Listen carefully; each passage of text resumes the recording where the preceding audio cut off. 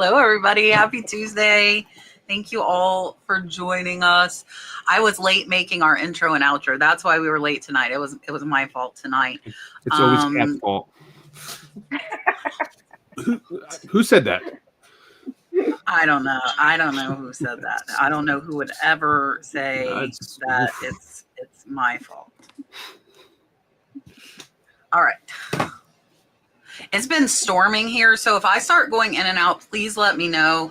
I have it on the home Wi-Fi right now. It's not bad right now, but if I need to, I'll switch it over to my phone's hotspot because I think that might be better. So if you do not know, I am Kat the Nurse Slipper. I am joined by my co-host Rod, picking and punching over there. Below me is a good friend of mine. She's been on several times with us, Miss Ladonna from Bayou, Belle, Vintiques. And then Caddy Corner, we are really excited to have her on. It is her first time, is Kendall from TheStyleSecondHand. So Marsha will put the links to everybody's channels in the chat so you guys can follow them. Kendall, you don't have YouTube, right? Just Instagram?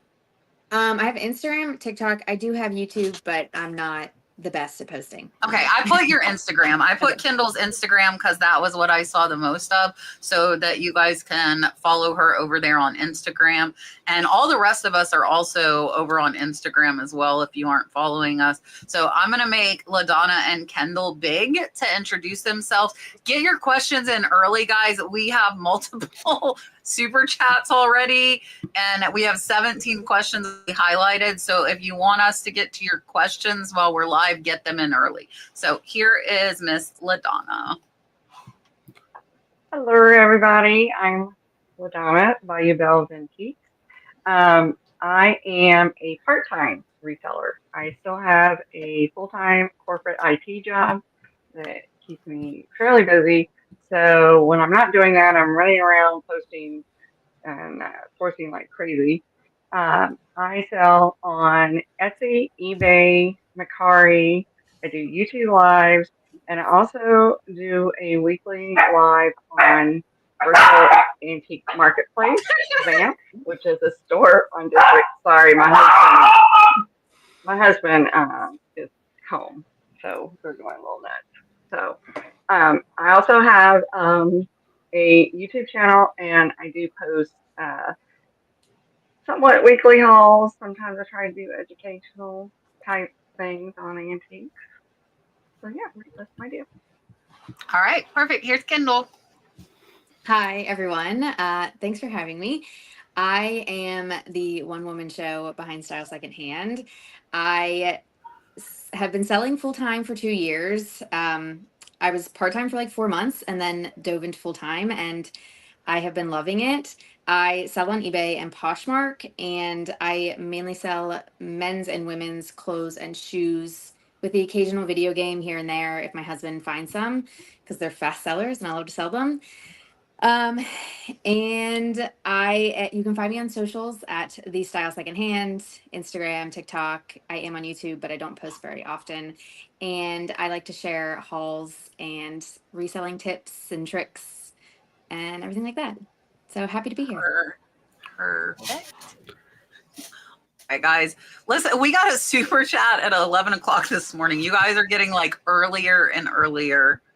And I appreciate all of the super chats. So Summer Rose sent $5 and said, what is the most unusual item or items you have sold? Hers was a geoduck coloring book she found in a free bin. Not big money, but definitely noteworthy. I don't sell a lot of unusual, at least to me, unusual. I tend to keep the more unusual, like my morning hair wreath, that kind of thing.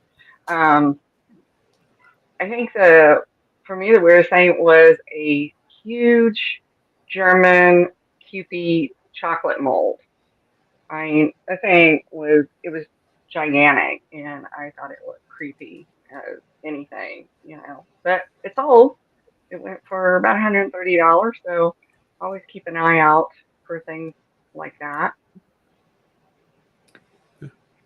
For me, I also, since I sell clothes mainly, I don't really have unusual. I mean, I guess like a more hard goods thing. I did sell a Furby, but again, not very unusual, but I found it at my parents' house and I just took it when I was at home and it sold for like $55 very quickly. So Oh man, this is a tough one. I'm trying to think of like unusual things I sold. I did buy a closeout of condoms once and sold a ton of condoms. So I did. That was one thing I bought at the flea market. So I'm sure there's a lot of babies running around because of those. I'm trying to think what What's else. the return policy on that? I don't want the return policy on that one. I'm trying to think what else. I did once sell. I bought out this like massive collection of Disney stuff, and this lady had a huge collection from the 60s, 70s, 80s, and 90s, all the way up until she passed away. And she literally would go to the parks. She would buy anything Disney you can possibly think of. She would literally had the sugar packs from the 1990s. She took all the soap and all, like, do you know when you go to like the hotels, you have like little mini soaps and shampoos and stuff like that. So I sold all those from like the Disney hotels in like the 1990s. And then remember during like the Easter Bunny, you get like those like chocolate that come wrapped in like aluminum foil. Well, they had from the 80s. She actually had the box. She took the aluminum foil off the Mickey, took the chocolate out, put the aluminum foil back in the box, and I actually sold that. Yeah, during a live auction one time. So didn't go for much, but just hardcore Disney fans out there just wanted to put on display. Yeah, I've sold condoms too. I have condom videos out there Condom too. crew. Condom sell. I think mine, and it's not like overly unusual, but like I sold taxidermy. And I got lucky because the laws are actually pretty stringent if you're shipping out of state for taxidermy. So I got lucky and somebody came in person. And then some of them like had mites, and I had like, so I cut the antlers off and threw the deer head in my fire.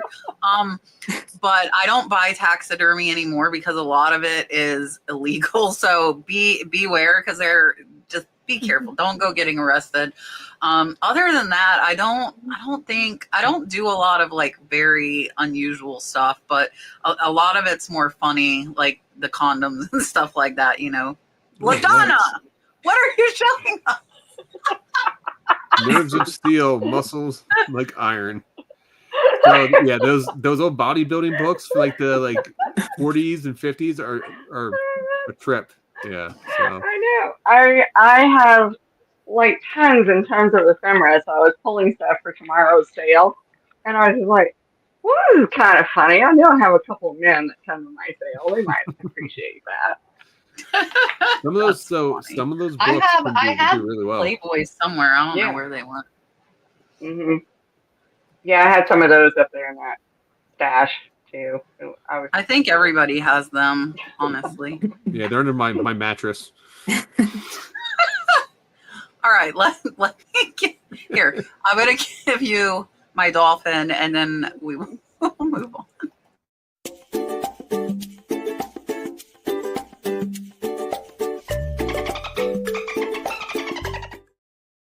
My hair was purple then. I haven't done funky colored hair in so long. LaDonna's hair is purple now. And I feel like blue. It's like a mermaid. That I'm okay without colored hair now. All right, let's see. All right, Alex sent a $10 super chat and said, I have a friend with a warehouse of estate collectibles.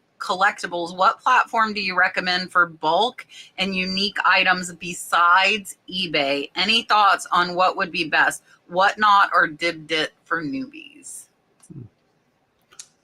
I would definitely look into Etsy. Collectibles do really, really well there, especially your high-end pieces.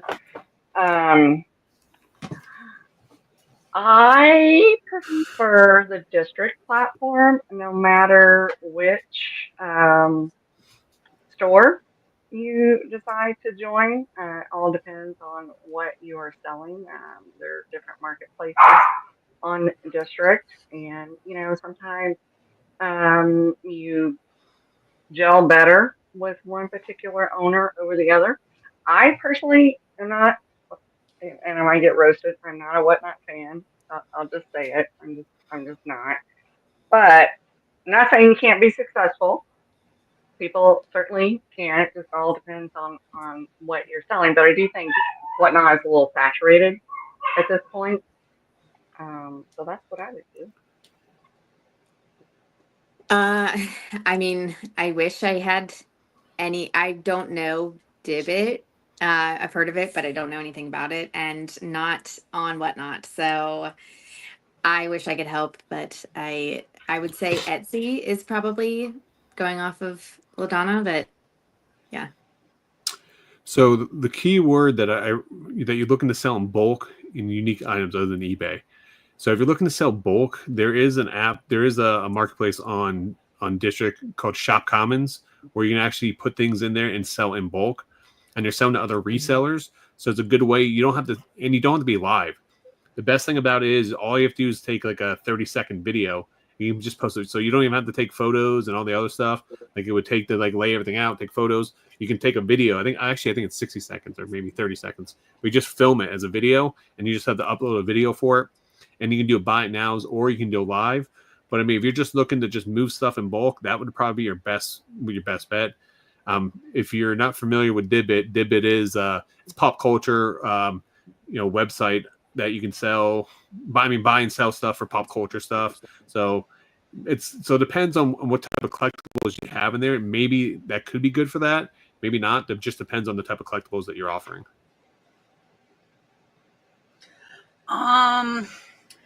We've been trying to do collectibles on Whatnot, and it has not been going very well. I need to try.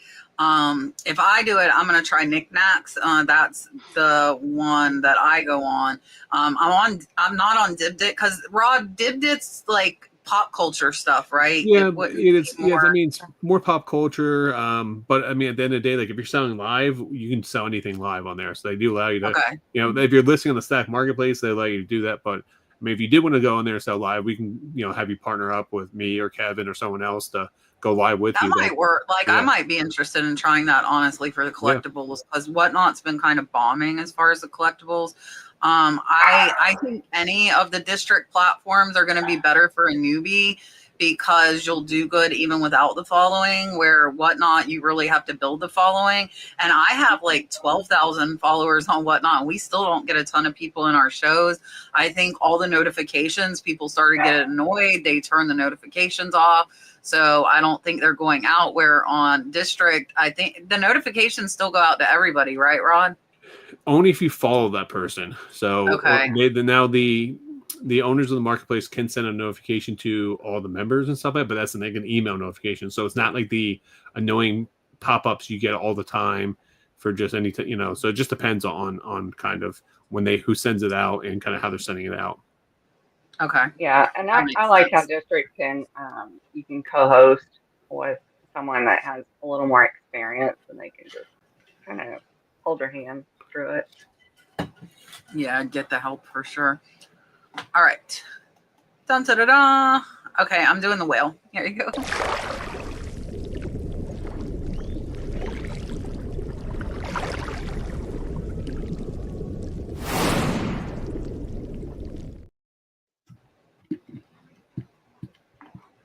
All right. Let's see. Got more super chats. I know. Yeah, I think we have 2 more super chats. Yeah, 2 more.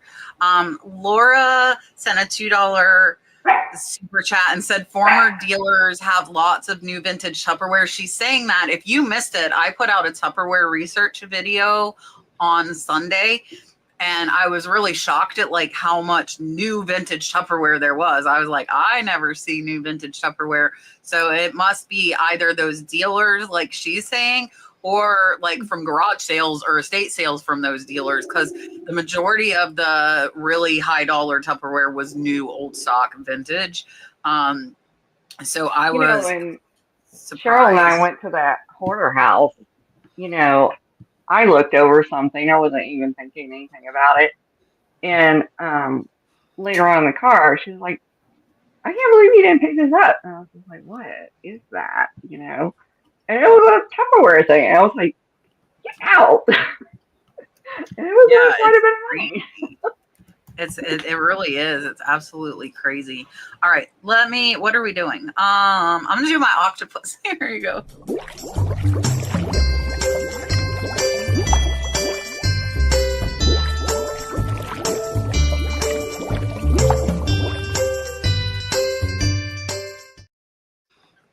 Hopefully Gino will be back in the chat with us soon. I hope you guys send Gino good thoughts. All right. Miss Sohila, which Sohila is doing one-on-one coaching with me. If you guys don't know, I do offer one-on-one coaching. So if you want information about that, shoot me an email.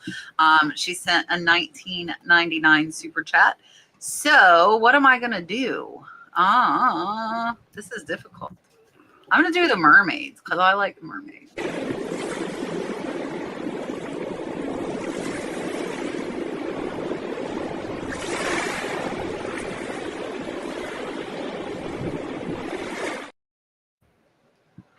All right. I think we got all of the super chats now. So, Maylene said, how many items do you have in your store and how much is your daily goal? So, when do you know if it's a great day or not? I typically average around 250, 300 items in both my stores. And Vamp is starting to work its way up. Daily goal. What do you mean, selling or listing? I think she means, I would take that as selling, but I guess we could say both. Yeah, I mean, typically I try to list at least 5 items a day. Like I said, I'm part-time at it, so I'm typically doing it over my lunch hour kind of activity. If it's been a great day, if I made a sale, it's a great day. Did you say you're part-time? Sorry. Yeah. Mm-hmm. Okay. Sorry. I have like 1,300 things in my store. I think more on eBay than Poshmark, just because I don't cross list everything to Poshmark. My listing strategy has gone in waves. Some days will list 20 things. Some days I won't list anything. I've been in a season of life where I have been stepping back a little bit and feeling a little burnt out. So I feel like lately I haven't been listing a ton, but have done a lot of work. So I'm still seeing sales come in every day. So a great day similar is that I just want to see a sale. So like if I make a sale, it's a great day. But I feel like my average sometimes would be like 6 sales a day. And then depending on how much I'm listing and pushing out, I will also just like delist and relist if I'm really not feeling like putting anything new out. And that's kind of my way of creating new listings and making things fresh. So it just is really how I feel that day. So for me, I just looked, I have 1,300 items in my store. I would love to get that down to like 600 to 800, to be honest with you, and just downsize that store as much as possible. My goal has changed, I guess you could say, over time, just because I do a lot of other stuff outside of eBay. So if I can get a good day, would be $300 in sales. That would be a good day. I don't care about the number of sales I get, because the amount of sales doesn't matter to me. What does matter is the amount of money coming in, because I am full time. So that's the most important thing for me. No, but I also do live sell, sometimes, 3 times a week, 4 times a week, sometimes, a minimum 2, anywhere from 2 to 4 times a week. So I have money coming in there, and then I have money coming through to some other wholesale and other bulk stuff I do. So before I would want my eBay goal to be higher, but right now 300 would be kind of ideal for me. So I have 8,266 listings on eBay. I do want ours to get lower too, but that has just not happened. That has been the goal. We are going to soon, though, be pulling down some stuff. Like I'm going to pull down license plates, which I think is about 200. I'm going to start pulling down groups of stuff that I just have had for a long time that I bought in bulk. My daily goal for listing is to list 30 to 40 a day.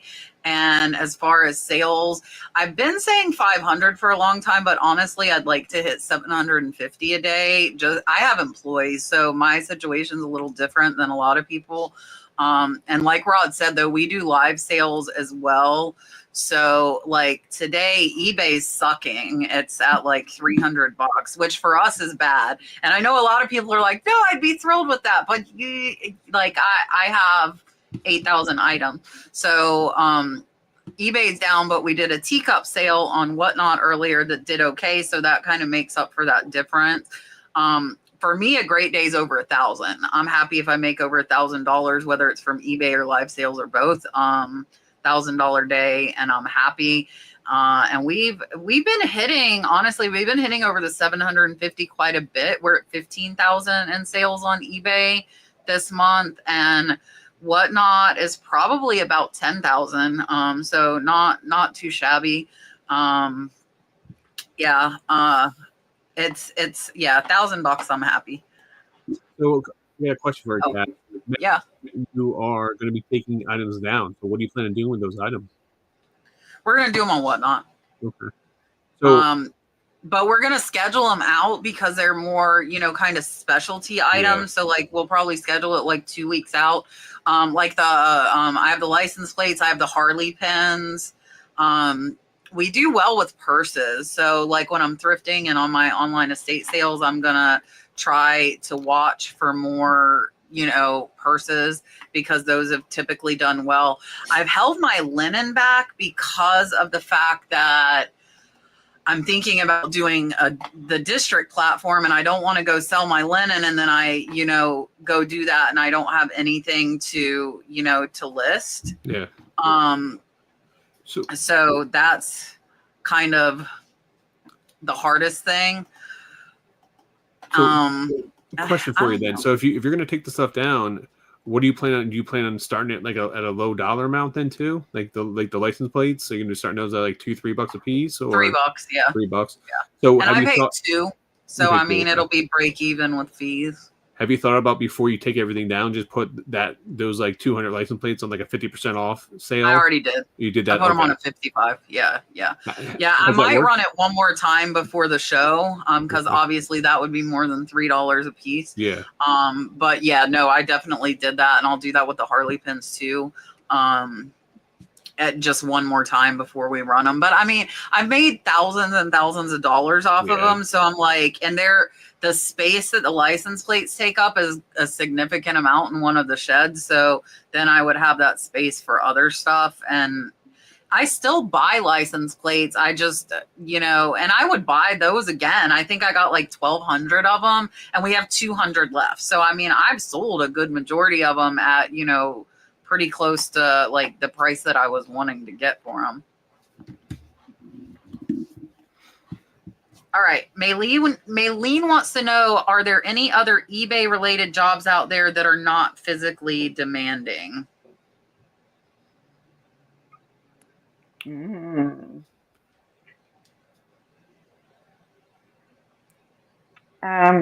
mean, the only thing I could think of really would be like if you're good in like say graphics, like selling services like on Fiverr or something like that. Because I know a lot of people in the beginning, kind of struggle to come out with their branding, their logo, that kind of stuff.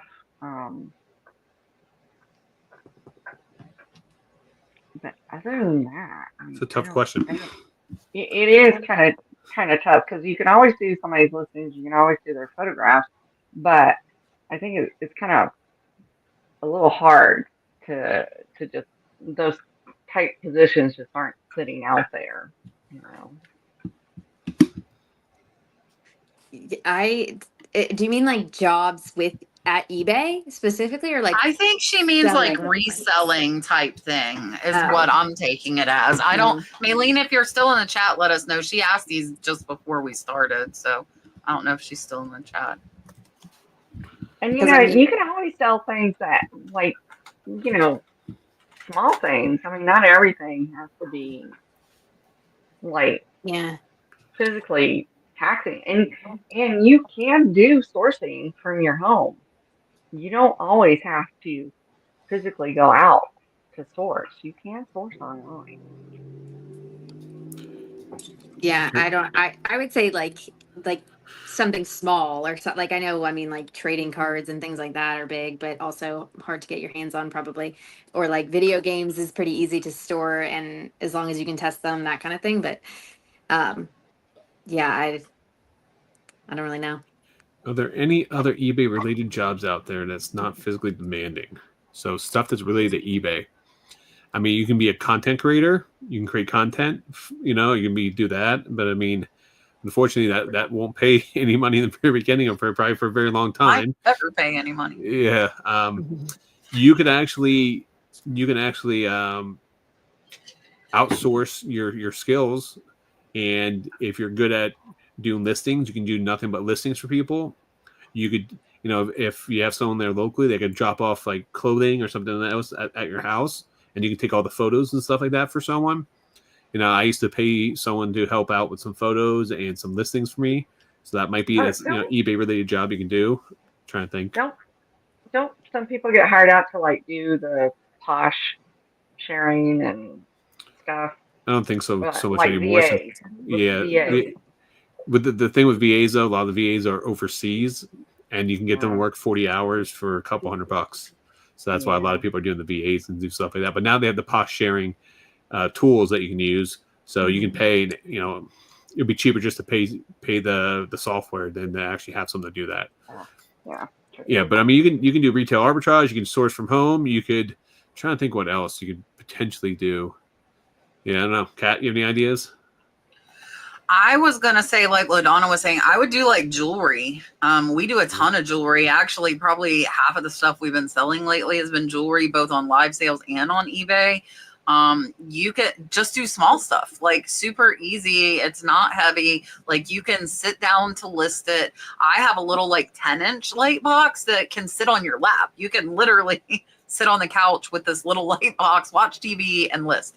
Ask me how I know. And like the shipping is super easy. The storage doesn't take up a lot of space. You can buy everything online. That's where the majority of my stuff comes from. I'm not going outsourcing it. It's coming from online auctions. So yeah, I would say just sell the smaller stuff. Like there's other stuff like just think of what's small, you know, hats, trinket boxes. There's like Rod does card. I never say cards because like I'm not into the whole card thing, but cards are not big. They're not heavy. If you're interested in that, that's what I would do. Like if I had, you know, difficulty like physically, I would just go to just smaller stuff is what I would do. Pins is a great category, like Disney pins and stuff like that. Yeah, like I did the Harley pins too. Yeah.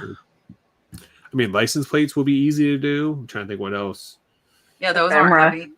Ephemera. Wow. Yeah, ephemera would be actually ephemera would be a linens, perfect category. Like if you just did hankies and little linens, like napkins, there's a lot. Pins There's category. a lot. Karen with a C sent a $10 super chat and said, thanks for the photo and ring light advice last week. My pictures are better. I tried out Photo Room and love it to remove the background in batches.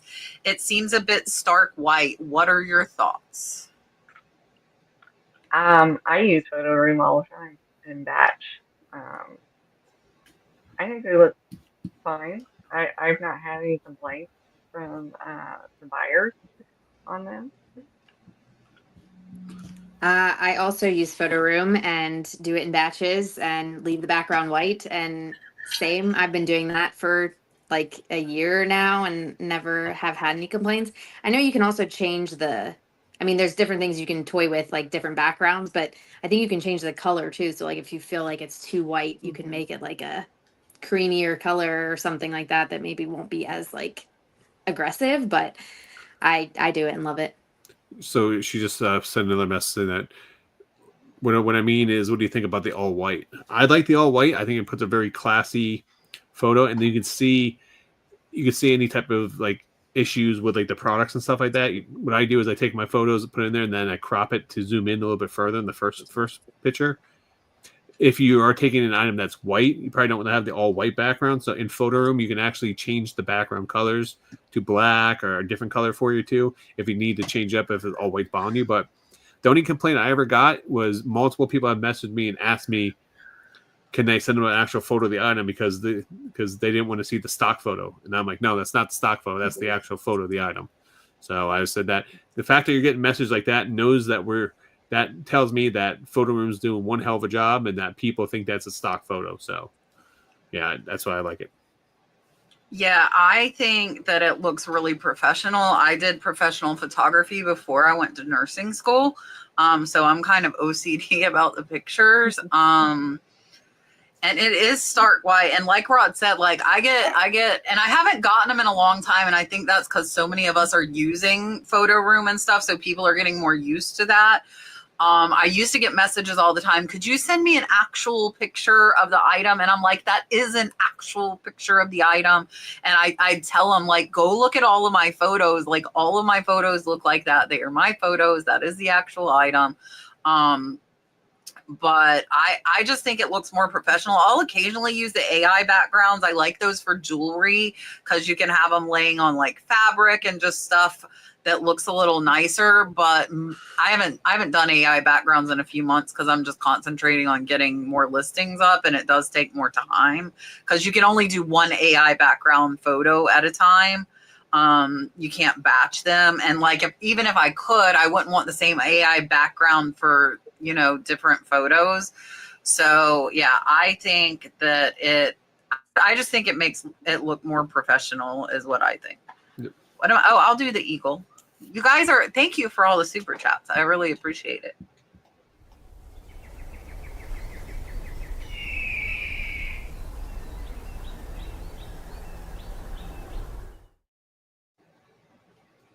All right. We just got a new member. I saw too. So if you guys don't know, I have a paid membership. They start at $1.99 and go up to $19.99. This week we had one live yesterday. Tomorrow is live sourcing. I will source for you online estate auctions in your zip code. And then Thursday is store reviews. So I'll review your store, whether it's eBay, Poshmark, whatever. Tell you what I think could help improve your sales. So right now is a really good time to join the membership because it's normally the first week of the month, but I was a bum last week and I'm doing it this week. So I get to play my turtle, which is one of my favorite ones. So where'd the turtle go? I lost him. StreamYard like rearranged everything. Oh, there he is. All right, here you go.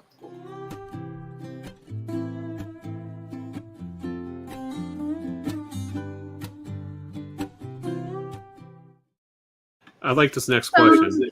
This is a very interesting one. Rod was so excited he put it. He's like, I want to put it up now. Wendy says, if you could go back in time, what advice would you give to your newbie reseller self? Stop being such a chicken shit and just get started. All right.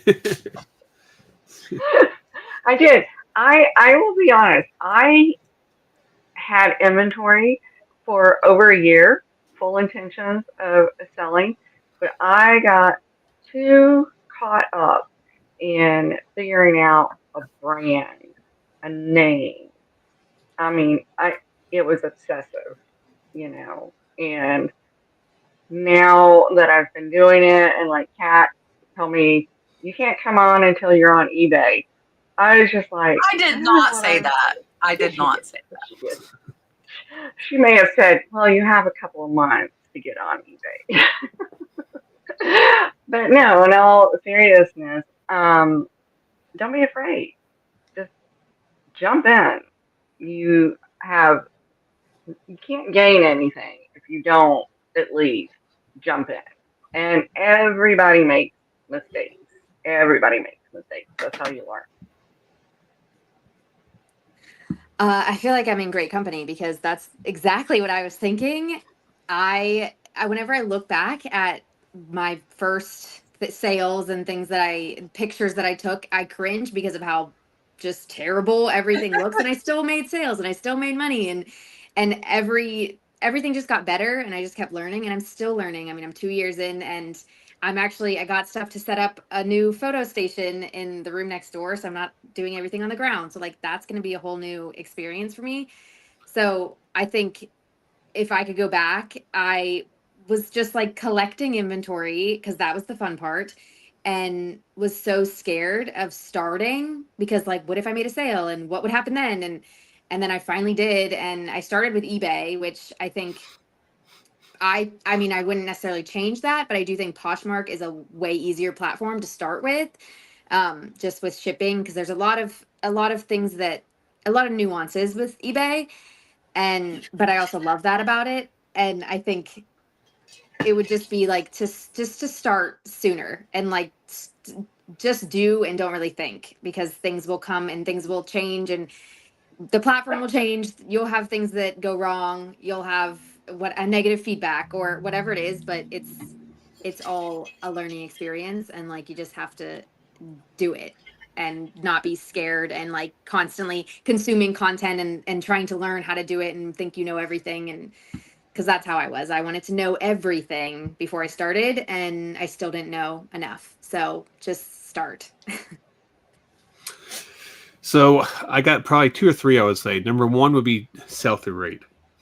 Just because something has sold on eBay doesn't mean it could be an outliner. It could be, I would literally go to the store. I'm like, oh, this item sold for $50, but all the other sold comps might be 20 or $10. And I would buy the item because I saw that one comp, that shiny new object. I was like, oh yeah, I can buy this. So sell-through rate, that got me in trouble in the very beginning. That would be number 1. Number 2 would be not to overbuy.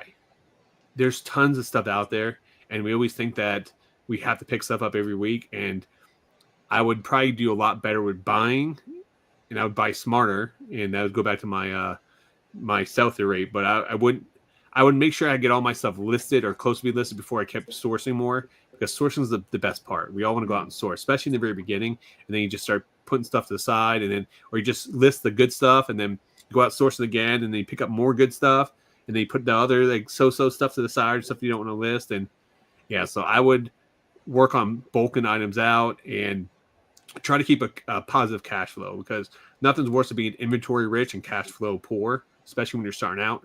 But I would tell you the biggest thing that I regret not doing earlier in my reselling career is to take more chances. I will tell you, my business exploded and went to multiple next levels is when I started getting outside my comfort zone and started to buy personal collections, started to buy more in bulk, started to make more networking, more contacts, start traveling. When I started doing that, it opened the doors for so many more possibilities. And, this is what I always tell people is, how many times have you said, I regret not buying that, compared to how many times you said, oh, I wish I would never bought that item? It's going to be 10 to 1. I say all the time, I wish I would have bought that item. Very few, far between, do I say, oh, I wish I didn't buy this item. But I will tell you 10 times over, I wish I would have bought something. So if you tell yourself that all the time, oh, I wish I would have bought something, that just goes to show you that you need to take more chances in your business, because your gut was right. You should have bought it. And if you make a bad buy, you make a bad buy. It's the cost of doing business, and that's what you learn. And that's what you're going to advance your business. So take more chances is my biggest takeaway. I think everything that everybody said was stuff that was in my head. The hard thing for me, like Rod was saying, the sell-through rate, and obviously just doing it, like you need to just start, is what I would tell myself is probably what built my business. Like, the lots are really hard, because you get a lot of longer tail items, but that's how I built the capital to build my business as big as it is, was lots with longer tail items. They'd have 1 or 2. So I think my thing would probably be check the sell-through rate. And if it's absolutely horrible, like 10 or 20%, either lot it up or do something with it. Because most of the time, if you're buying lots, and I'm a big, like, I buy lots on estate auctions, that's where the majority of my inventory comes from, is that you're making the money off of less than 20% of the lot. So that other 80% and, kind of be wasted time. So I would say think long and hard before listing something with a 10 to 20% sell-through rate.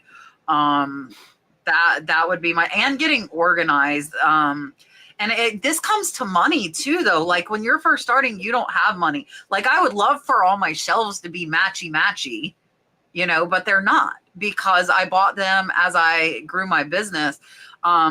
So like if you had the money to, make it nice and uniform, I think that would be awesome. But a lot of us don't. So I bought them at estate sales. I bought them at garage sales, and they're like, I have plastic, I have metal, I have wood. I don't care. Just anything that I could sit stuff on.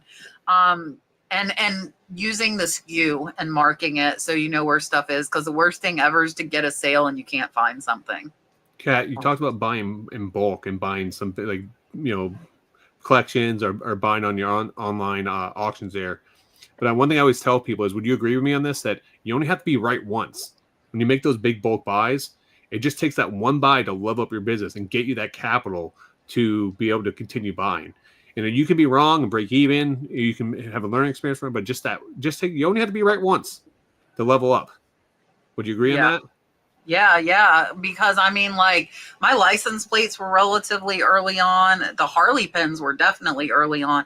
And don't be scared to spend money if you have it and if you've done research. I spent $600 on the Harley pins and I made probably over $10,000 on them. A lot of money. But if you're new, spending $600, that's a lot.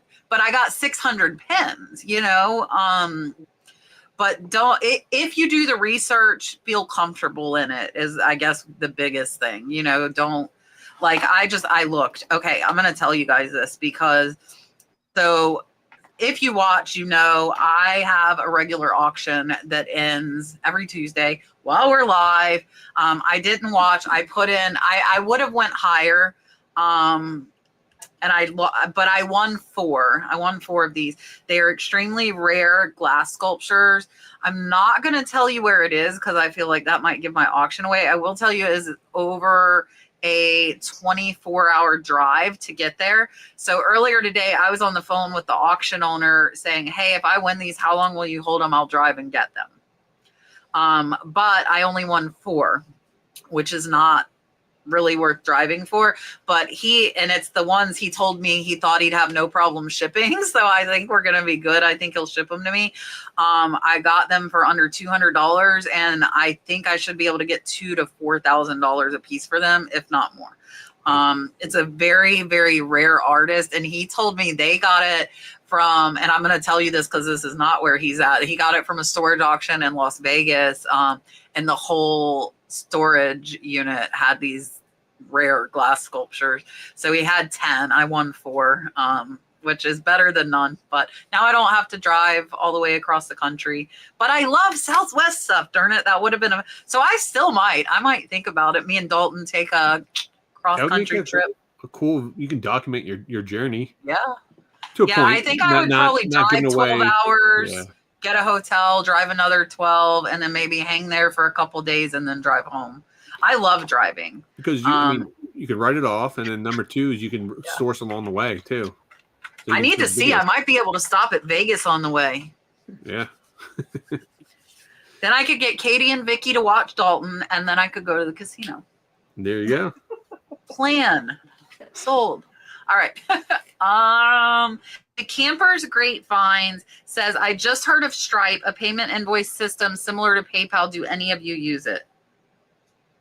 So District uses Stripe for their credit card processing. So, but I mean, I don't use it personally, like outside of the platform. Yeah, I don't use it.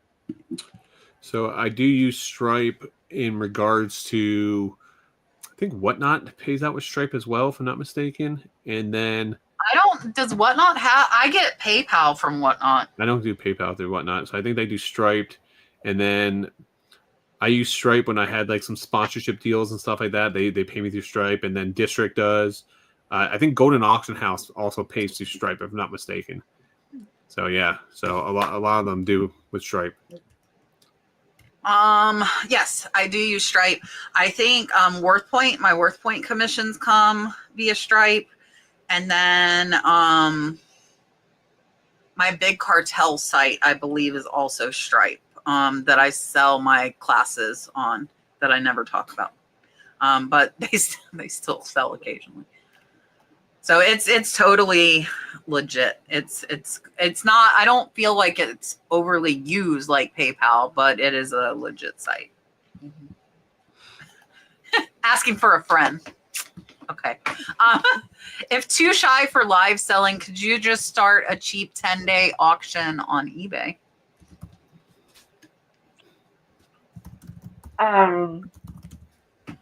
It would really depend on what you have for an auction. Typically, I don't recommend doing an eBay auction. I've seen a lot of people get burned on them because they don't get what they think they're going to get.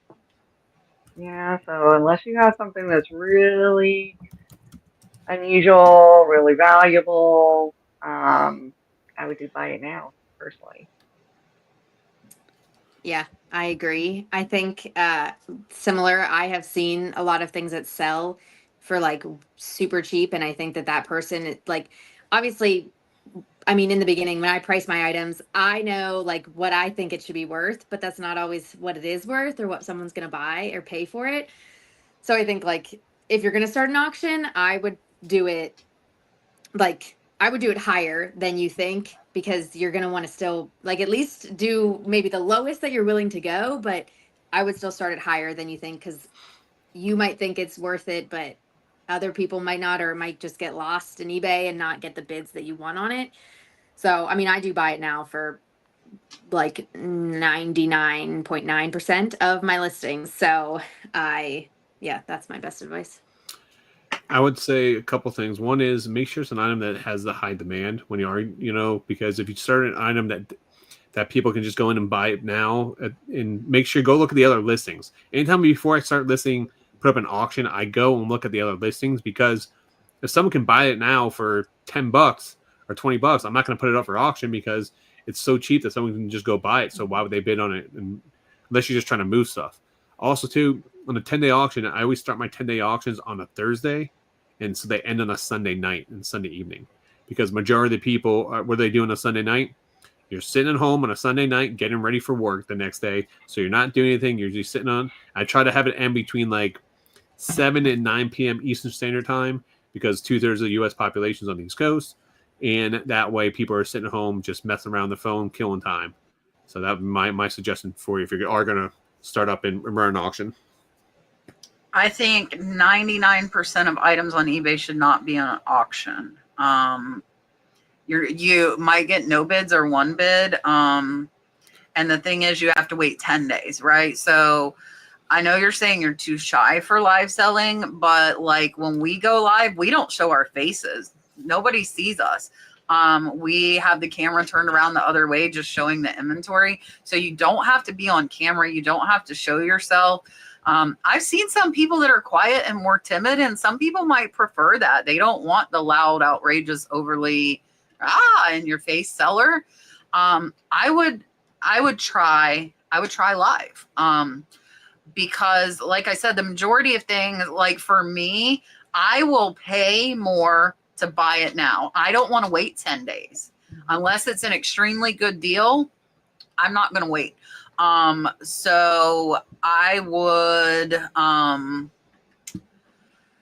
try it, but I don't think the auction format on eBay is going to do well for you unless you have very rare, very in demand stuff that is the stuff that is harder to find because every reseller in the world wants to find it.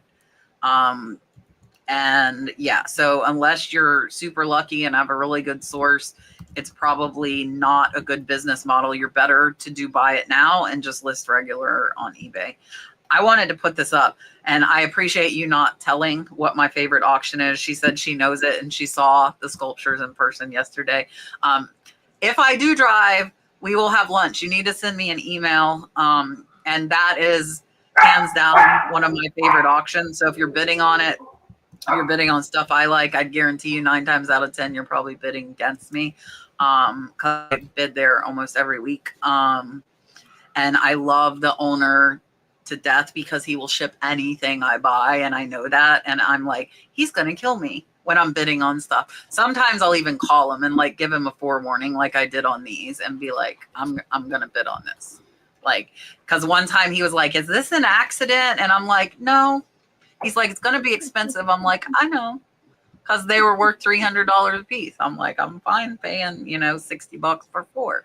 Fine. But yeah. All right. Martina says, I started reselling this year on eBay and Poshmark, and I have to go out of the country for 2.5 months in October. What's the best way to handle 160 listings while I'm away? End it all or put it on vacation mode? I don't think you can put it on vacation mode that long. Right? I think a month is the max, right? Yeah, I think so. You're probably going to have to end it all. Because I can't imagine a buyer is going to be willing to wait that 2.5 months if they do purchase something, during that time. So if you use a tool like List Perfectly or something, you can always just, pump your listing back out without any problem. And I don't know how long, if you end up, how long they stay, in eBay before they like go to Never Never Land. I feel like I don't really have anything to add. Yeah, what she said. So if you end your item on eBay, it'll stay there for 90 days. So being at 2.5 months, I would be a little cautious, especially if I had a ton of listings. What I would probably end up doing is getting one of the, oh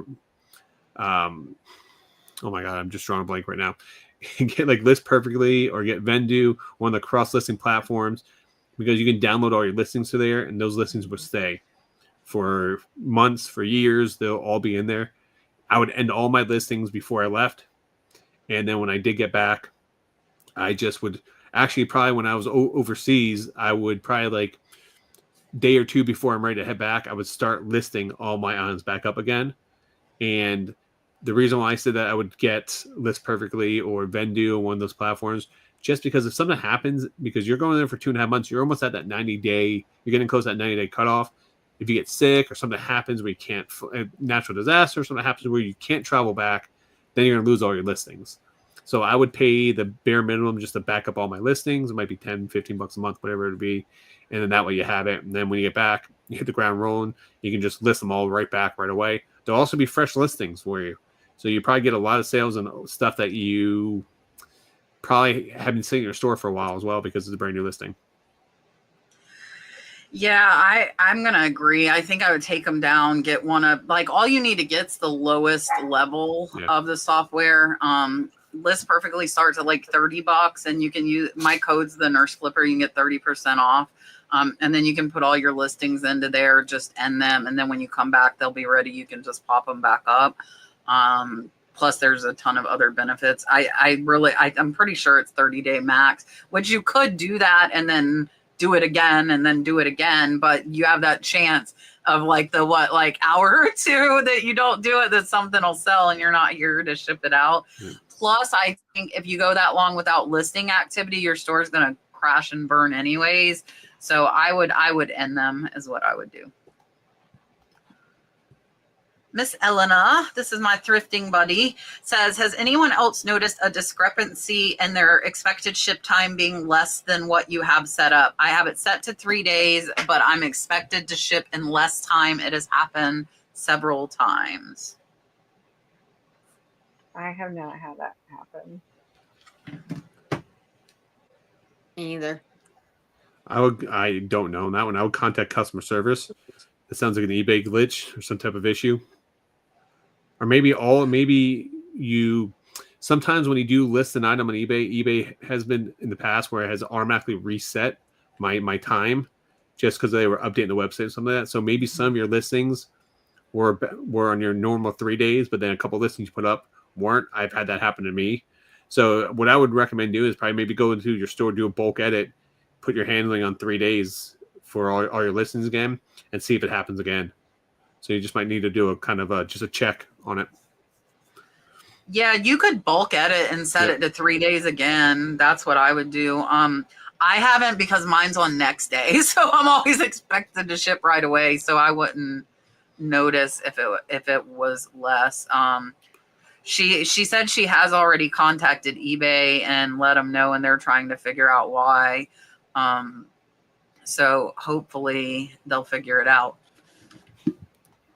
All right. I think Rod might be the only one that might, unless I don't know. Kendall might know this. Jack New York said, I have a Patrick Ewing number 6 Orlando Magic basketball jersey. Can you recommend any resources to help me identify if it's vintage and to the target selling price? I can't find any on eBay comps.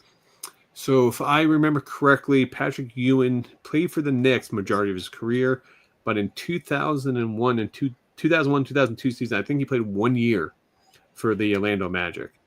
So if you do have Orlando Magic jersey, that was toward the end of his career. I would say it's more than likely probably from early 2000s. He did come back 5 or 6 years later and was a coach there for 5-6 years. So they could have released his jersey at that point in time as well because he was a coach. But still, it would be close to being a vintage, if not. What I would recommend doing is I would probably go online, maybe do a Google search of the jersey, the Google image, and you should be able to find similar ones because I don't think there's a lot of Patrick Ewing Orlando Magic jerseys out there. I haven't seen. Actually, now I think about it, I live in Tampa Bay area, and I probably haven't seen any when I was out and about anywhere. So that's what I would probably recommend doing. But more than likely, I'm assuming it is probably going to be vintage. And it's champion, yeah, it's vintage. I'm assuming without even looking at it, but I'm looking, and I will tell you. Hold on. That there are Patrick Ewing Orlando Magic jerseys, quite a few on WorthPoint. Okay. So yeah, and depending on which one, like there's one here for $1,200. There's some for $700, $500. Are you sure are those player worn though, or player issued? Some of those may be player issued. Yeah, those are. Hold on, let me scroll. Yeah, you're right. Because the ones on eBay are player issued. That's why I can. Patrick Ewing. This one's not game worn, and it sold for $290. Yeah, $250. So point can be worth it. There's some on there. All right. Hey, I had that too. Says, hey y'all, what is one thing you're always on the hunt for but never found? Doesn't have to be valuable, can be sentimental or childhood memory.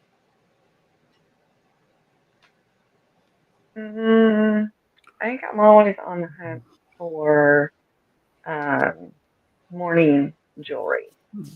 And that's typically harder to find the ones that are like, they're brooches, but they're kind of, you would think a cameo, but they're done with hair.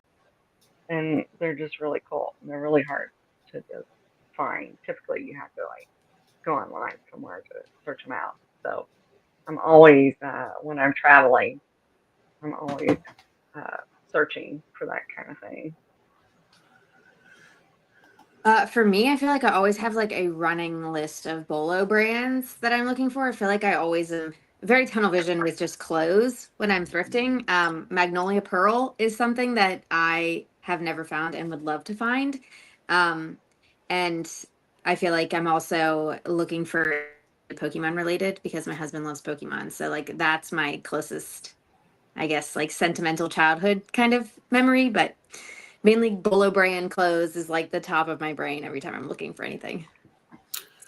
Also, too, guys, put in the chat. What are some items that is on your, I guess, on your bucket list of garage sales or thrifting or flea markets that you're looking to find? I like to see what you guys are kind of looking for.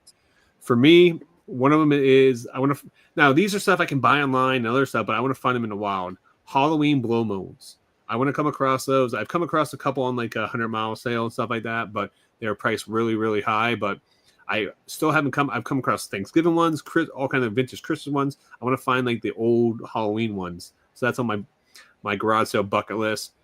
Also, too, there's a sports card that's on my garage sale bucket list. I want to find it at a thing where in 1989, if you guys know anything about sports cards, it's considered the junk wax box here, meaning that most of the stuff is useless. But there's a card, a player named Billy Ripken, where he's holding a baseball bat. On the bottom of the baseball bat, it says F word face on the bottom of his baseball bat, where someone wrote it, and he wrote on the bottom of his bat, and then the photographer took the picture of him holding the bat like this. You can see it on the bottom, and they released the card with it. I want to find it in a random like garage sale, like collection or something like that. They end up fixing it and then put a black box over it, but it's just one of those very iconic cards that it's not worth like $100 or something like that. But I just want to, it would be fun to find out in the wild. So something I've always been looking for. Marsha took my answer. Marsha said glassy baby. That is definitely one of the things I would like to find, and fire and light. I would really like to find, and I've never found fire. I found the fire and light here in Omaha and didn't know until after I went home what it was. I was so mad with myself. Somebody, who was it? I think it was Gino that told me he found a glassy baby at the Goodwill. And I was like, oh, I found two Fenton glass Christmas trees at the bottom of a bin that had already been thoroughly ransacked the other day. Perfect condition. I was just like, what? Let me grab this. All right. Let's see. I wanted to put this up here because I think it's cool. I wanted to tell Laura congrats on her sale. So my Tupperware research video I did, the Tupperware bathroom set was her sale. It's always fun for me when people that watch me, I have their sales in my videos and they comment. So that is cool. But she was a Tupperware dealer in the 90s and she won it for being a top seller. So that just kind of confirms a lot of the stuff's coming from dealers. But yeah, it was super cool. I had never seen it and I was like, I would like totally use that. It was really cool. It was a really cool set. All right. Patty wants to know, can I link my eBay store in a yard sale ad that I'm having this weekend? I'm going to offer 30% off on anything into my store who comes out and picks it up.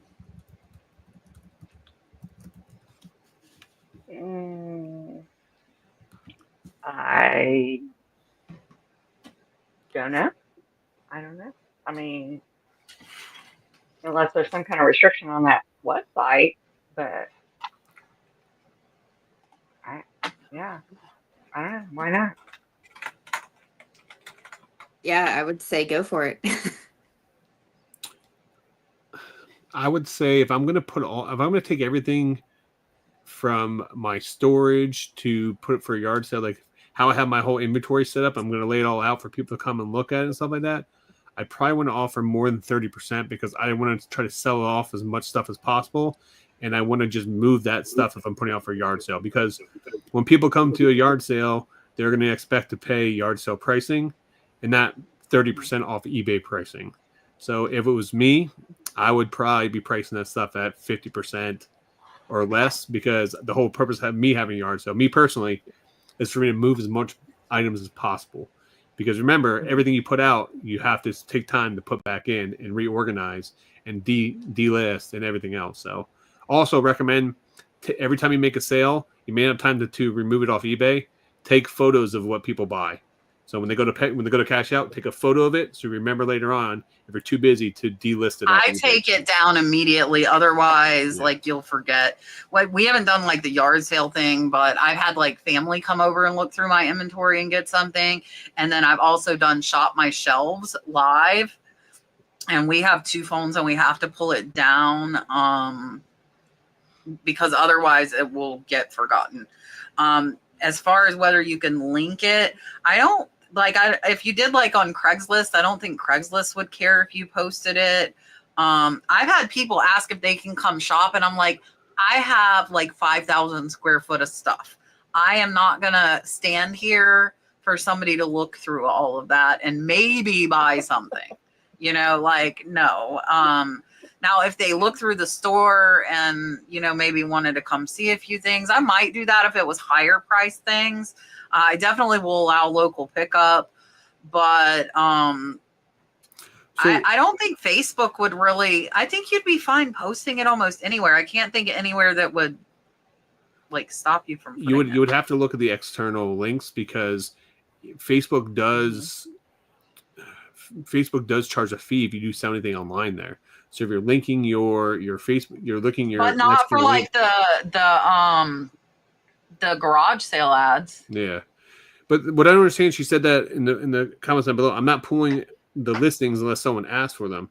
But if you're making a yard sale ad, so are you just doing a virtual sale? No, I feel like she's doing like a regular yard sale, but then in addition, she's saying like if they want something from her eBay store, then they could get it. Oh, okay. She can let me know if that happened. I would say that's what she meant. I wouldn't expect a lot of people to look at, because what if people that just drive by, what if people that just see signs? So yeah. All right. You might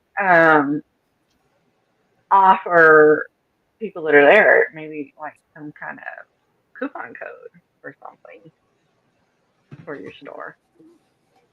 Yeah. Sarah sells smalls, not by the seashore. Gifted 5 memberships. So if you all of a sudden have a member, there will be a live on Thursday that you are welcome to join. And Sarah, thank you for doing that. It's greatly appreciated. And I get to play my turtle again.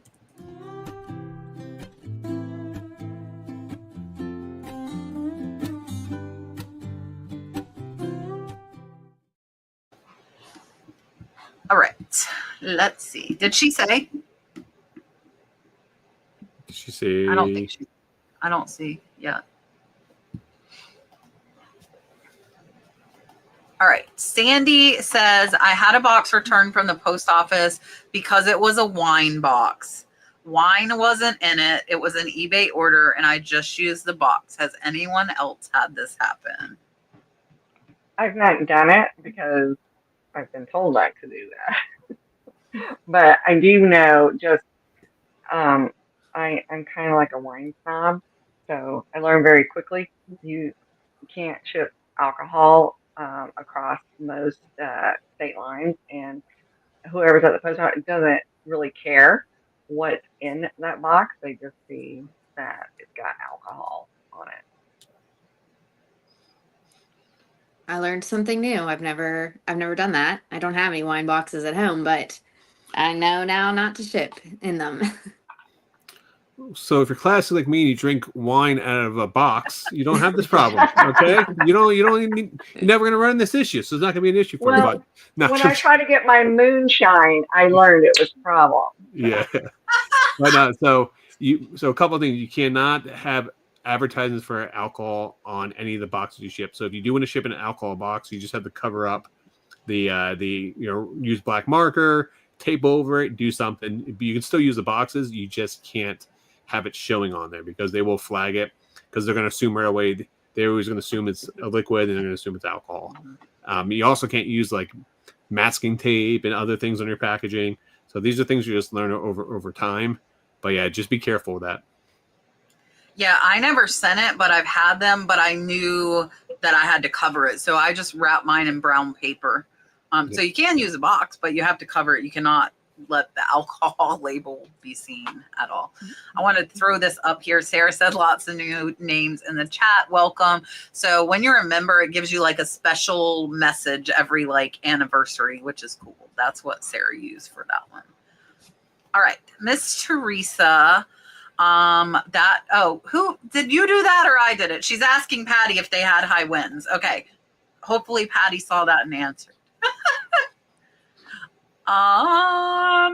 TC's Treasure says USPS just raised prices again. Are you doing anything to adjust for the increase? I use calculated shipping for everything since we live in the Northeast, far from most of the US. I'm in the middle of the country, so I'm extremely fortunate in that. But no, I do calculated shipping. I have not um, changed any of my pricing practices. And in fact, I just sent some brass bookends to New Zealand, and they paid $98 in shipping. I was like, I mean, just brass bookends, really? I mean, I was just like, I had to take a double look at where they were going when I saw the shipping quote. So, I mean, if they want it, they're going to pay it. I have like business policies for my shipping, and again, I sell clothes, so like nothing is super heavy. Um, so I just have like set prices depending on the weights of things. And mine, I usually end up making like a buck or some cents, or I lose a buck, or it's not like that big of a swing where I feel like I need to change my pricing. At least right now, I've shipped out orders and I'm in North Carolina. So like anything that goes to California or like Washington, anything like that is always going to usually be over what I charge, but it's doesn't happen every time. So I'm okay to just like eat the cost a little bit and give a good customer experience. You're just working off the rule of averages, where your average cost per shipping is still going to end up being less, just because you have those couple going to California or the West Coast. Because I'm assuming a majority of your items are going regional based, are kind of closer to you. Would you say? Yeah. Yeah, that's nice. For me, this is why I use calculate shipping, because the post office does every year. They do 2 to 3 raises, especially they do a raise around Christmas time, or they do a raise like twice a year. So for me, I just use calculate shipping. But I mean, you can also use a model. We use flat shipping if you use the business policies. It's literally one click. You can go in there and you can just change pricing if you need to. So both of those work well. Yeah, I do calculated, so I don't do anything to adjust because it's going to adjust with eBay. Because we're in Southeast, so we're in the bottom corner of the country as well. Well, and another reason for calculated is because now we're seeing more and more that rural surcharge also being added, Oh yeah, for like the rural areas, they're adding especially on like Minnesota. Yeah. fees. Well, Minnesota, Yeah. Minnesota has it's like a 25-cent charge, a 50-cent charge for the like a road tax or city tax that all deliveries have to pay for. Yeah. All right. Deborah, send a $2 super chat. What have I not? Oh, I haven't done the kitty cat. I'll do the kitty cat. Oh, Mark's not coming tonight. I'll do Rod. Mark's not coming tonight. No, we need to do Kevin. We need to do Kevin. Okay. The new guest. Here's Kevin. Sorry, Deborah.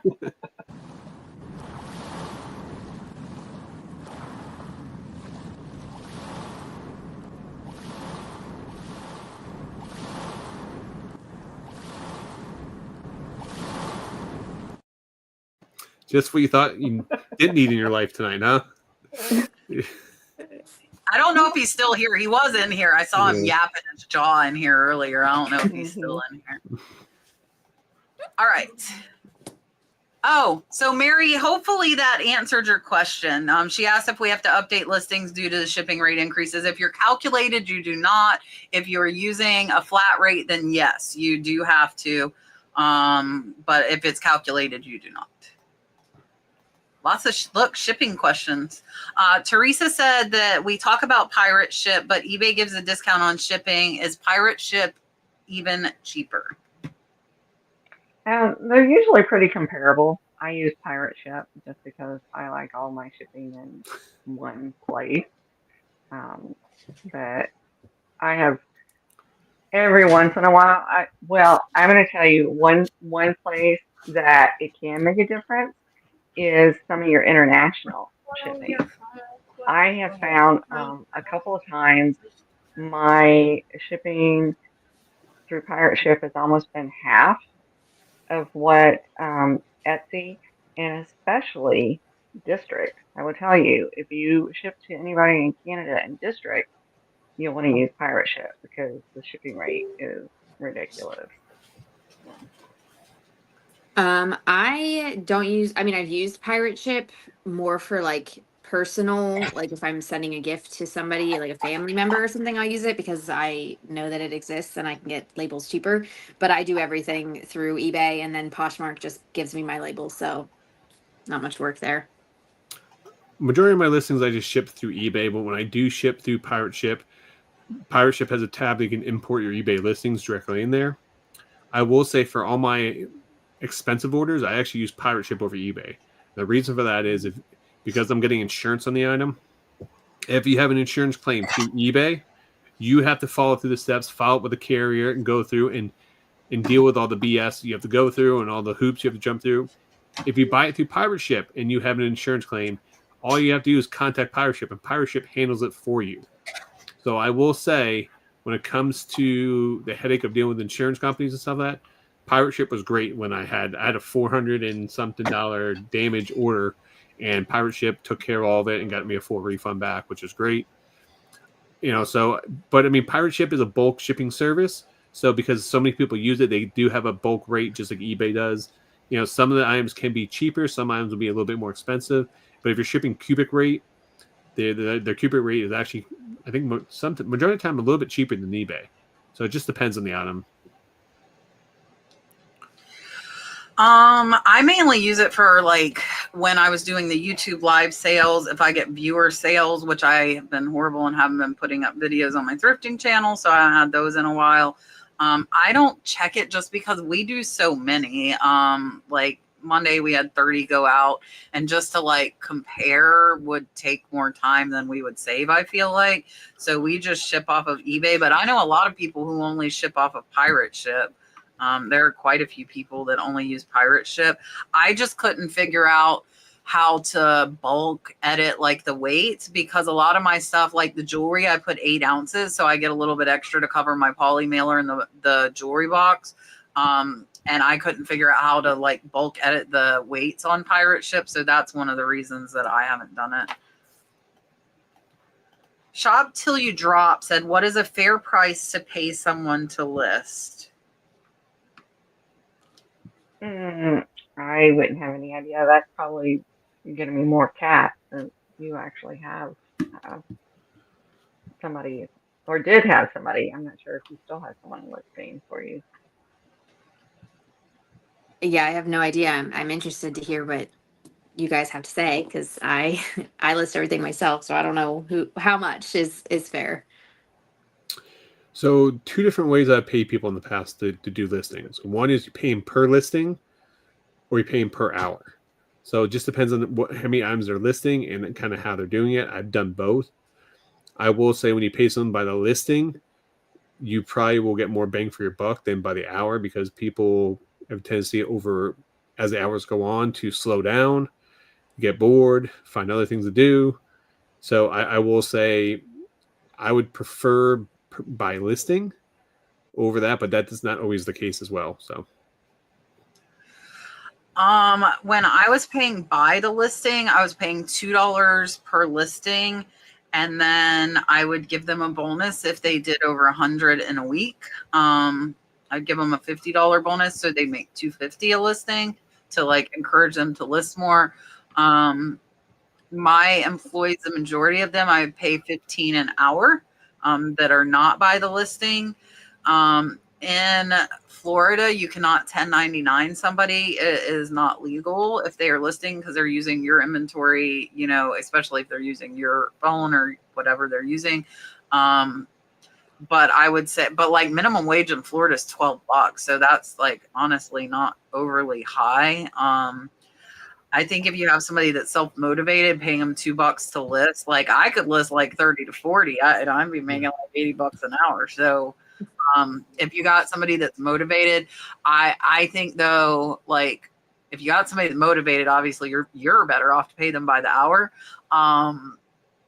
But if you've got somebody that's slower, that's when you're better off to pay them by the listing, because you don't want to end up paying, quite a bit for items that are worth 15 or $20, because you're losing the majority of your profit paying somebody to list. Okay, when you're having someone do your listings, you're paying them.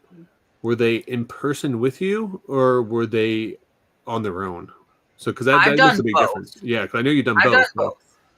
Because I have the employees that are here, and then I had the high school student and like the work program after school, which is a really good idea, by the way, guys. Most high schools, like for juniors and seniors, if they have enough hours, they can work half the day, and you can go there and tell them. That's how I found one of my employees. She stayed all the way through the school year till she graduated. She did leave then, but she was very good, and like most of the high schoolers are very technology savvy. So like she picked it up super fast. So that was really, really good. And then I also, Charlene, which she watches sometimes, she's one of my good friends. She would come and we would exchange like 5 bankers boxes at a time. So she would take 5 bankers boxes home. I gave her like a light box for her house. She just used, I don't remember if she had a phone, or I think she might have used her own phone, and I signed her into my eBay. So she would list the 5 boxes, and then either her or her husband would meet me and we'd exchange, and I'd give her 5 new boxes. With that though, I couldn't make those listings active until I had those 5 boxes back. So I had to wait until we exchanged again to make those listings active. That was only kind of downside to that one. You know, another reseller that I've recently started following did something a little interesting. She had a huge death pile, like a storage unit full of stuff that she was trying to deal with. She got an intern, a college Yeah, same thing. intern, and he is just really knocking out her backlog. And it's kind of interesting because they're doing it more of like an e-commerce type thing. Like she's teaching them everything about the business.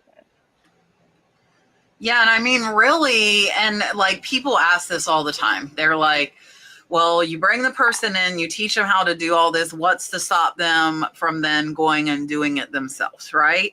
Nothing. But I, and like my full-time, my main full-time employee has started selling on eBay, and I am okay with that. But I will tell you, the amount of money I put out to make the amount of money I do is a lot. And she gets a regular paycheck from me every week. So she's selling on the side, but she's still working for me, and I don't care. Good for her. It's a side hustle. Is she going to quit and do it full time? I bet not. It's not hard to do reselling full time. You have to be very dedicated. It takes a lot of time. It's not necessarily hard work. It's fun work, but it is dedication and it is work. And I think a lot of people think it's easy, and it's not easy. It's not hard, but it's not easy. It's work. Like you have to work. It doesn't do itself. It's no different than us coming on here for 2 hours every Tuesday night and telling all the tips and tricks that we do, or when we put out any of our videos on YouTube. Everybody?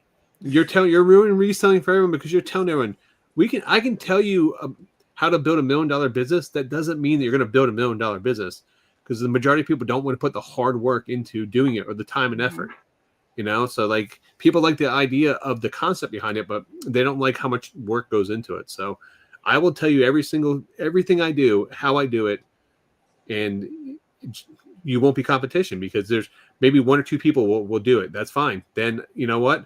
Then I have competition and I learn something else and move on. That just what we do. Like it's a lot of work, and you just have to put time and effort into it. People don't want to do it. Yeah, and that's exactly that. That's the same thing I say. I show all this stuff, but who's really going to go out and look for this and actually, like, the reality, especially with my research videos, you're not going to find that. Mm-hmm. There's a low % chance. I'm showing the high dollar rare stuff. It's selling for a lot because it's hard to find. But you will learn those names, those brands, those styles, and you can find stuff similar. But again, if you don't do the work, it's not going to happen. So I'm fine sharing it, because if you do the work, you deserve it. I learned a lot of what I know. I've been selling off and on eBay since '99, but I expanded what I sell by watching videos just like the ones I put out. And I appreciate that they helped me, so I want to help as well. And I love I cannot turn off teaching. I just cannot turn it off. Here's the thing is, if someone can do it better than me, then I can learn from them, and then we all benefit from that, you know? So it's depending on what the type of mindset you have. There's enough food for all of us to eat. Oh, that's it. I mean, like, there's so much stuff, guys. There's so much stuff. Oh, yeah. Cheryl, Beth, and I we'll shop together all the time. I have been in Hoarder House with 20 other resellers. We've all found stuff, and we all picked up different stuff. And Cheryl and Beth and I, we have a daily Marco Polo. It's our accountability check-in, and stuff Cheryl picked up, I would have walked right by it. Stuff I pick up, she had no clue, but she'll, now she's learning more about glass, and she'll send me a picture. What do you think about this? She found a very, very hard to find Blanco Wayne Huston piece. Not only is it hard to find piece, but hard to find color in Goodwill. So she listed that little puppy up there for about $300-400. Because I was able to tell her I knew exactly what that is.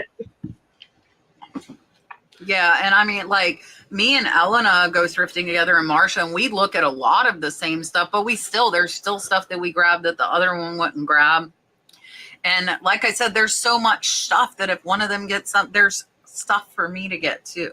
Did you guys see? I ran out of water, and so I texted Dalton, and who sent me this? One of you sent this for Dalton. Actually, this came from a viewer. The Mickey Tervis tumbler came from one of you guys, and now I can't remember who sent it.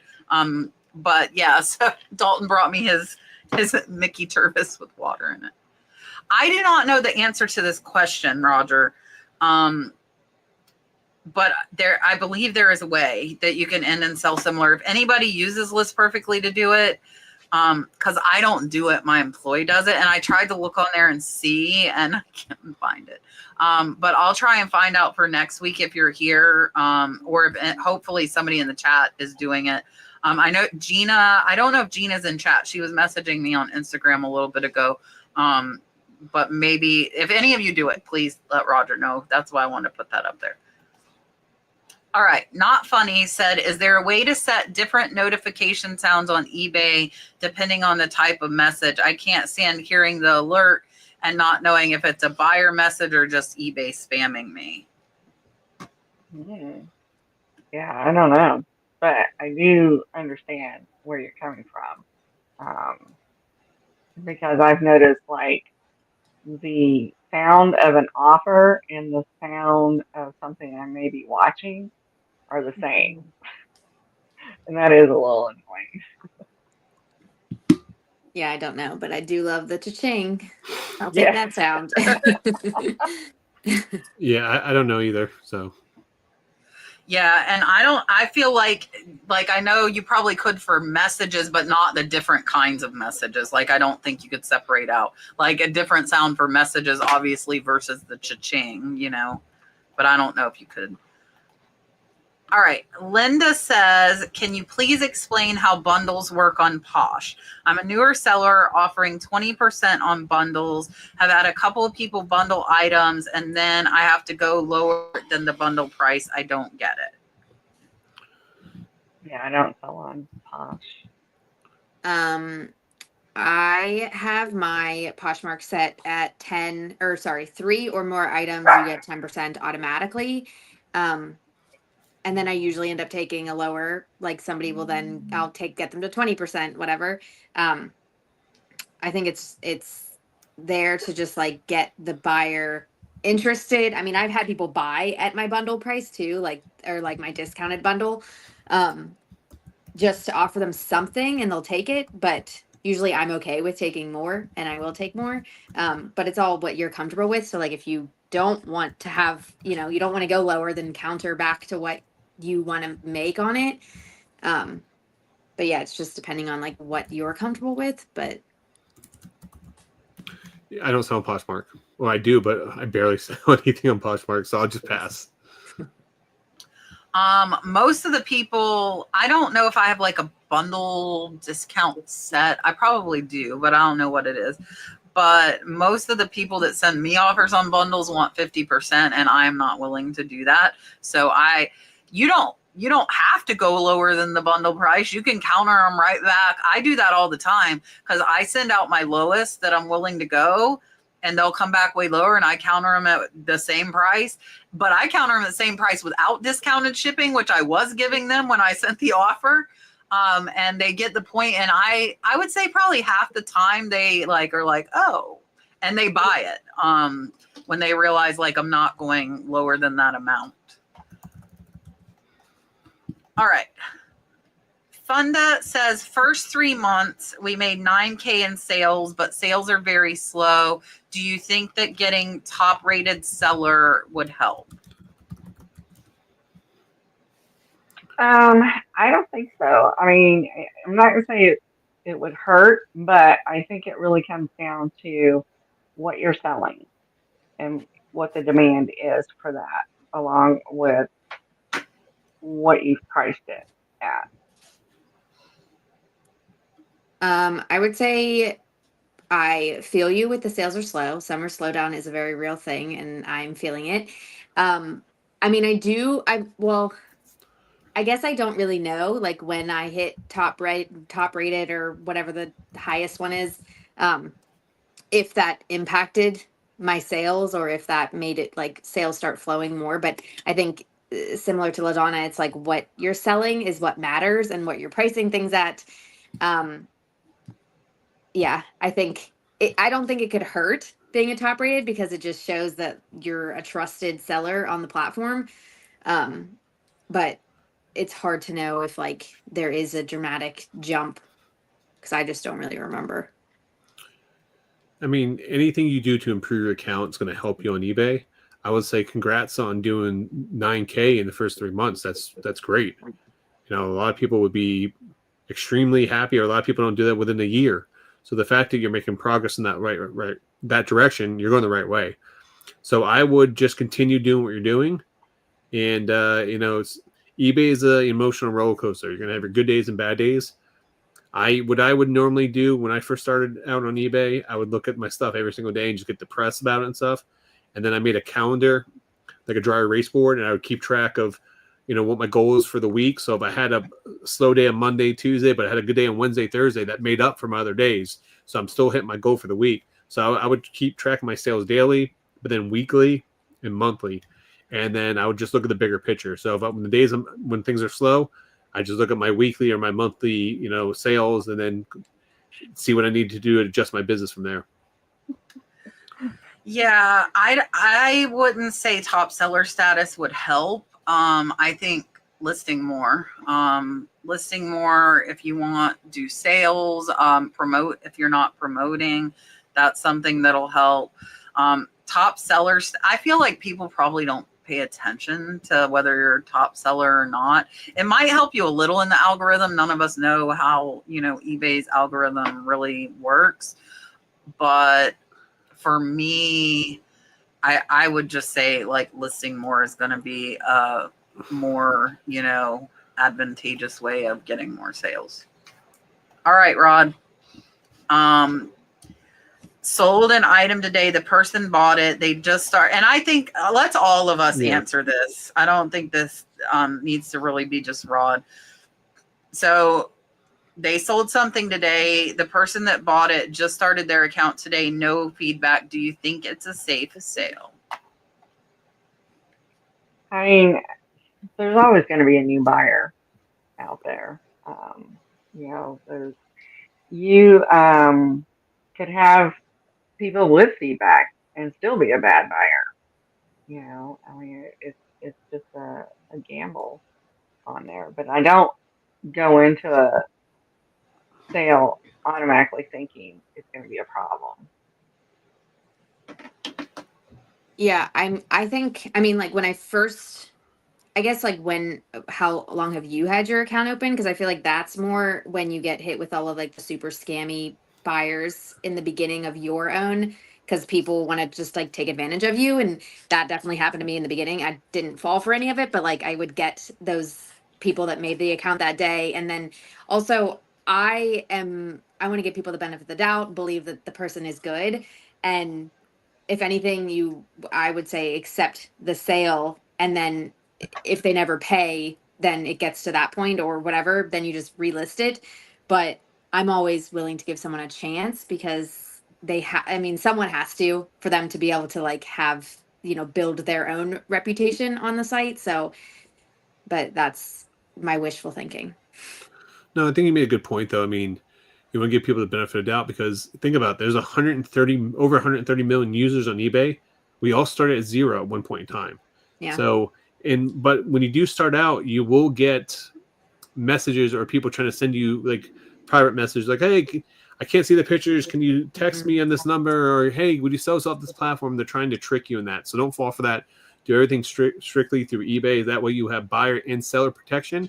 So if it is a scam, you have nothing really to worry about. But also, too, is eBay started advertising in the last couple of years through Google. They start running ads on Facebook.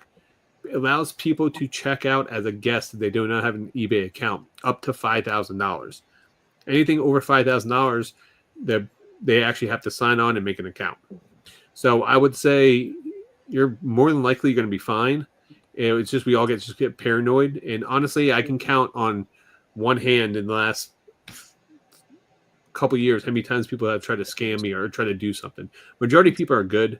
We just see the worst. You know, the news doesn't post up the fire company getting a cat out of a tree. You know, they're going to put all the bad stuff, that happens. You hear the good stuff. So you just hear the bad stuff, on YouTube, everything else. But I wouldn't worry about it.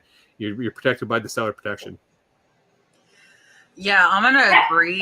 And one of the main reasons is, and I say this every time this question comes up, but like when I buy a gift, like if I'm going to buy a gift, like for my daughter who gets into my eBay account, or say I want to get a gift for like one of my employees, I check out as a guest. I have over 8,000 positive feedback, but when I check out as a guest, I have 0. And I'm a very, I don't know why I can't think of the word. Like reputable, like I have the feedback, but when I check out as a guest, you don't know that. And I think too, if people like buy it off, like they see it off Google and it just brings them to it and they check out as a guest, that's another way as well. It really, I don't think it's a big deal at all. All right. Funda wants to know, what should you expect the first 3 months of reselling on eBay?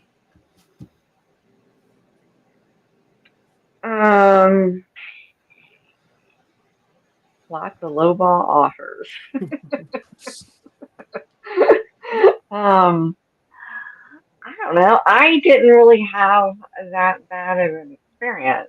But I don't know if that's because I'm mainly selling antiques and vintage. So, my experience might be totally different than, someone that's doing clothing or someone that's doing newer light remotes and stuff like that. I would say expect a lot of scammers. I'm just kidding. I would say lowball offers is a good one. I would say don't expect, depending on like if you're looking up sell through accurately and like depending on what you're listing, I wouldn't expect to just like have everything flying off your shelves immediately. I think like there are a few things that I have listed and have sold within like 15 minutes close wise. Video games again go like hotcakes, but so I think it's just like understanding that things aren't going to sell super fast and being okay with that. Just continue to build your store, because then the work that you did you'll start to see it as you progress. So just be patient. So I would say expect a lot of mistakes in your first couple months. You learn as you go. Number 2, expect what you thought was going to sell probably doesn't sell, and what you thought was really good items are probably not as good as you think they are. Mm-hmm. And expect to change every couple months the type of items you buy and type of items you sell, because it is a learning process, especially the first year. I would say my inventory every couple months my first year or two would just change dramatically, because I'd buy stuff listed and realize it wasn't selling. Then I wouldn't buy anymore. I'd pick up something which I didn't think it would sell. Then it would sell. Then I would start looking all over for that stuff because it was selling super fast. So it's a great way to dabble in dive into different categories, just trying stuff out, because you're trying to find out, what works well for you. I will say though, you will find the biggest thing is you're going to find what you like to sell and what you don't like to sell, and then double down on that. Yeah, I think it really depends on how much work you put in. Because I have seen some people at 3 months with like 100 listings, and me, I on a good week am putting up 200 in a week. And I've seen people that don't have that in 3 months, but some people don't want the big stores, like a lot of people don't. I also have friends that have under 200 listings and their 90-day totals close to mine because they only sell fast sell-through rate items. So I think a lot of it really is what you put into it. If you're not checking the sell-through rate, I think that you might be surprised that stuff doesn't sell fast. I get a lot of comments all the time. I've had it up for a month and it hasn't sold. Okay, I have stuff up for 3 years and it hasn't sold. So I think a lot of people expect instant gratification with reselling, and unless you're picking up very, very in-demand items, that instant gratification is not going to be there. Now, if you are being very particular and picking up high sell-through items, I think you will be pleasantly surprised and you will get that instant gratification. But it's hard to find those items. They sell fast for a reason. Everybody is looking for them. So yeah, it really can depend. You're going to learn. You're probably going to mess up shipping. I see a lot of people saying it takes time to learn it. You need to figure it out with the box. If you put too much weight because you're scared they're not going to pay enough, then your item's not going to sell because your shipping's way higher than everybody else's. It's always a learning curve though. There's always new stuff to learn. No matter what, if you stop learning, like there's no point, and in all areas of life, not just reselling. So yeah, I definitely, it's going to depend on what you put in. I'm going to put this up here, and we can comment on it. I don't know if anybody else has had it happen, and then I'm going to let everybody tell you guys bye, and I'll tell you who's going on next weekend. Next week. Yeah, we're changing the podcast. Not really. Jovial Juggler said, I accepted an offer on a large item as the zip code shown was close by. Turns out the buyer changed the address over 1,000 miles, and it cost me an additional $26 to ship the item. I was not happy. Has that happened? I've never heard of something. I mean, how does that happen when it's calculated? I've never heard of that. That sounds terrible. Sorry. Did they send you a message after they purchased it saying that they had to change their address? Because if you use calculated shipping and they already had the zip code in there, then you shouldn't be charged anything additional. So the only way that would happen is, my understanding is that you change the address after the purchase was made. I mean, if that was the case, you could always just cancel the item. Yeah. You can cancel the item and then have it relist it and have them purchase it. They're saying that they can change the address after. They can ask the. So what I'm wondering here is, like, this is why I put it up, because I buy something, right? And like, I'm thinking this, like when I buy for drop shipping, like I had to buy Pokemon cards the other day because we were out and it got relisted. But I'm wondering, like, if I buy it, right, is it going to charge me the shipping to my zip code? Because then I changed it to my buyer's address. So is it going to calculate that shipping off of the new one, or is it giving, do you see what I'm saying? But it shouldn't, because if you're going in there, you're buying it from your zip code, but the shipping address you're shipping to should be calculated off the shipping address, not off. But I'm wondering if they had flat rate, maybe, and that's why they accepted it. So they thought it wouldn't take that much, and then they didn't, because it shows the buyer's location, but that doesn't necessarily mean where the item's shipping to. But I mean, if they're selling an item with flat rate, I mean, you, just like we were talking about earlier, you take the good, the bad. You know, if it's going to be shipped outside of your area, then you're going to have to eat it. Then you make money off shipping when it's closer. I don't know. That's a tough one. Yeah. I need more information. All right, so we are very close. We are not running over for once, which we normally do. I'm gonna let LaDonna and Kendall tell you bye, and then Rod and myself will, and tell you what we've got coming up and what's going on. So here is Miss LaDonna. Okay. So, like I said at the beginning, on Wednesdays, Cheryl Shiny Squirrel and I have a weekly sale on Vamp where we're bringing all vintage variety goods. It's 11 Central every Wednesday.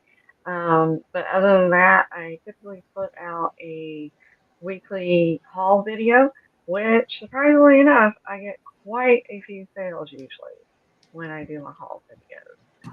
But other than that, uh, other than popping in on sales as a guest, that's about it. All right, here is Kendall. This was fun. Thanks again for having me.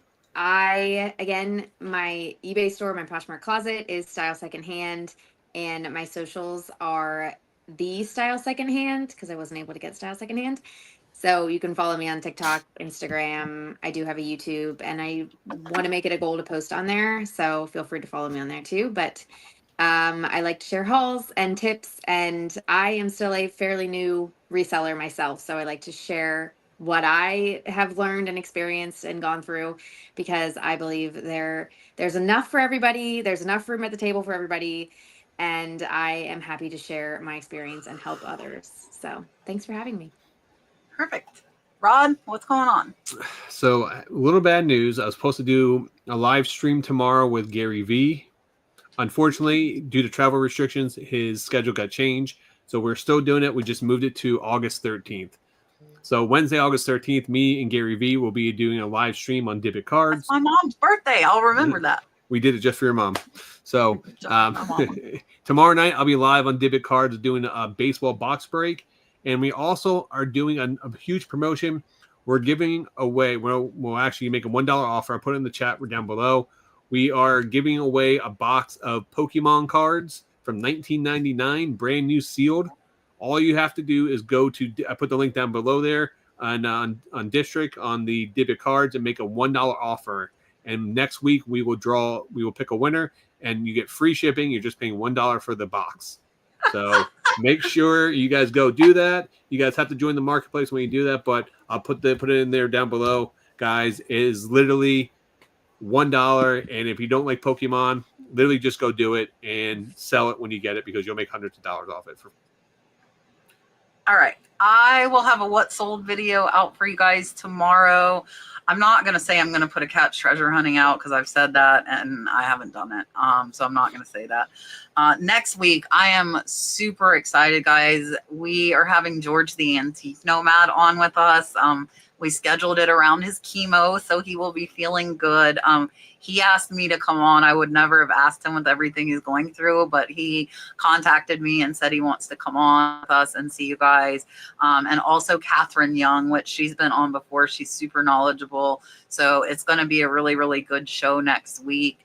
As always, thank you guys. We can't do the show without you in the audience. LaDonna, Kendall, thank you. Rod keeps showing up. He just keeps showing up. That's what I do. I just show up. Uninvited or invited. Kevin paid him and called him a good boy. I saw that in the chat. So, all right, yep, guys, thank you guys. We will see you guys next week. We are here every Tuesday at 8 p.m.